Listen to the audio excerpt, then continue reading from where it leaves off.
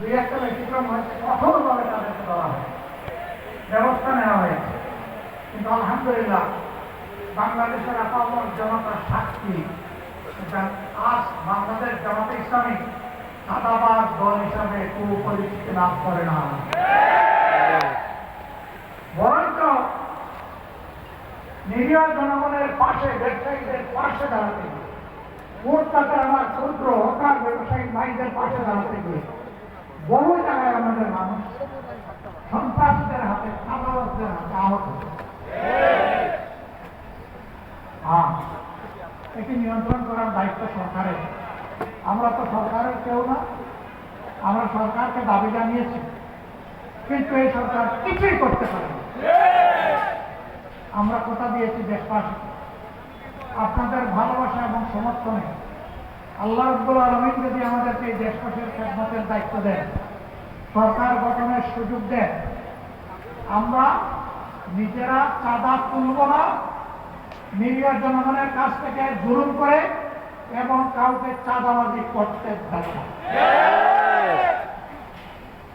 Office আদালতে ঘুষের বাণিজ্য আর চলবে না, অবৈধ দখলদারি বরদাস্ত করা হবে, দুর্নীতির মূল জড় কেটে দেওয়া হবে ইনশাআল্লাহ।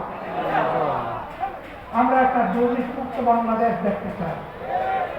জাতি, ধর্ম, দল, মত নির্বিশেষে 18 কোটি মানুষের প্রত্যেকটা নারী পুরুষ রাষ্ট্রীয় সংবিধান স্বীকৃত তার সকল অধিকার সমানভাবে ভোগ করবে ইনশাআল্লাহ। আমরা সকলের জন্য ন্যায় বিচার কায়েম করব, বিচারে কারো প্রতি কোনো সামান্য তারতম্য করা হবে না। আমাদের শ্রমিক ভাই বোনদেরকে নিজেদের ন্যায্য দাবি আদায়ে রাস্তায় নেমে আর জীবন দিতে হবে না। তারা ঘরে বসে তাদের অধিকার পাবে। শ্রমিকরা যদি তাদের শ্রমের ন্যায্য মূল্যায়ন পায়, তাহলে মালিকরাই উপকৃত হবে। তখন তারা সন্তুষ্টির সাথে পূর্ণ যোগ্যতা উজাড় করবে। তারা তখন কলকারখানার গতি বাড়িয়ে দেবে, মালিকরাই উপকৃত হবে। শ্রমিক টাকাইয়া কোনো মালিক পাচ্ছেন না।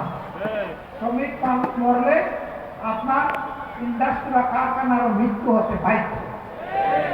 আমরা এখানে শ্রমিক মালিক সংঘাত চাই না, আমরা চাই শ্রমিক মালিক পরস্পরের সহযোগিতা, পরস্পরের ভাই। আমরা এই সহযোগিতার ভাবটাই আমরা এখানে স্থির করতে চাই। কিন্তু আফসোস, যুগের পর যুগ বিভিন্ন শ্রমিক সংগঠন আমাদের শ্রমিক ভাইদের অধিকারকে বিক্রি করে নিজেরা লাভবান হয়েছে।